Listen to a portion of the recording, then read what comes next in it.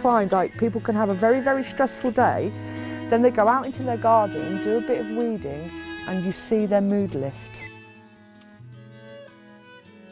And they go, oh, I feel better now. And you think you've inhaled microbes. When we're digging around in soil, the microbes in soil become airborne, and we actually breathe them in. And microbes are really good for our mental health. They combat depression, which is good. I've suffered with depression myself, and it's another reason why I came into gardening, was because I really wanted to do something that I felt I was connecting back with nature and I was giving something back, and it gave me a sense of well-being. I was looking for that, and it really has worked. It really my first day gardening, I was 30, and straight away after my first paid day of gardening, I knew that's what I would be doing for the rest of my life. I just knew it straight away. So it's wonderful. I love it. And I came from the motor trade. I had 11 years in the motor trade at Mercedes, thinking that was the best thing ever, and then came to gardening for a massive pay cut, but I wouldn't do anything else.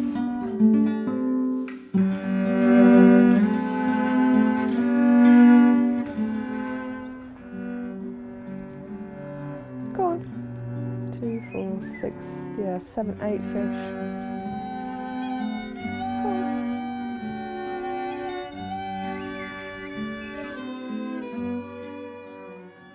It's definitely taken the weight off over the years, because I'm not the most healthy person. I like a drink, and I like chocolate, and I like crackers.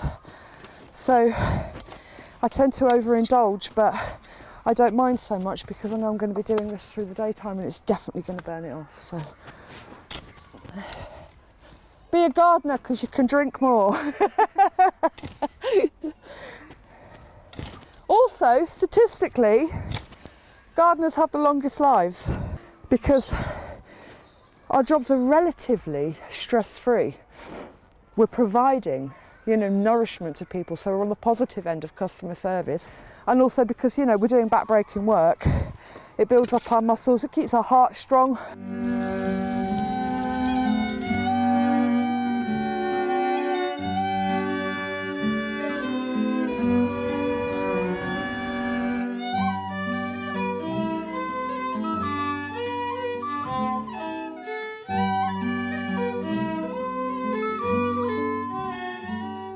Things that I learned very quickly in gardening is you get casualties of war, and you can never stop it. And for every plant you plant, in the early days you buy as many plants or as vegetable as you need, but then inevitably throughout the year you're going to lose a few, and it can be really disheartening. It's one of those things that can sort of put you off, because you think, God, I spent a lot of money on that and I really gave it my time and my effort, and it still died.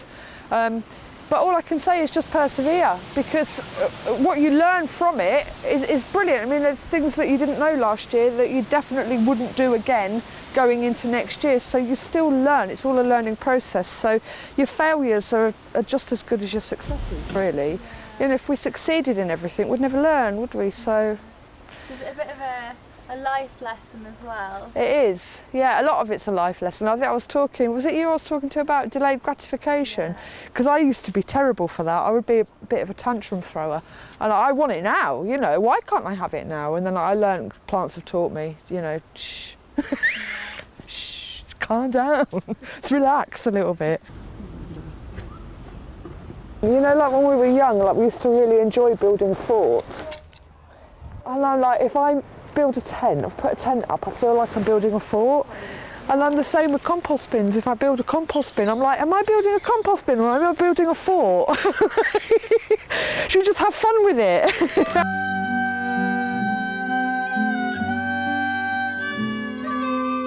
Yeah, I love it, I love it.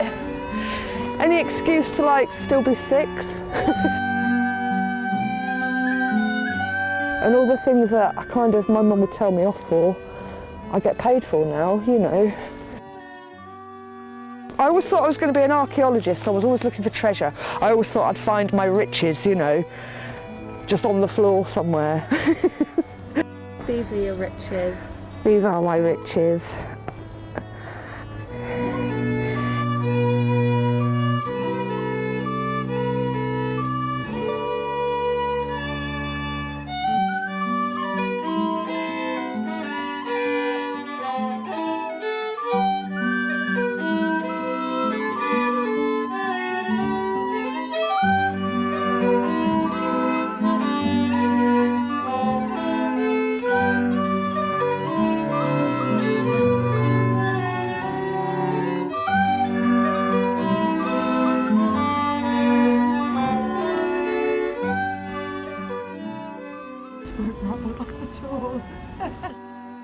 leaves won't ravel up. Look at it.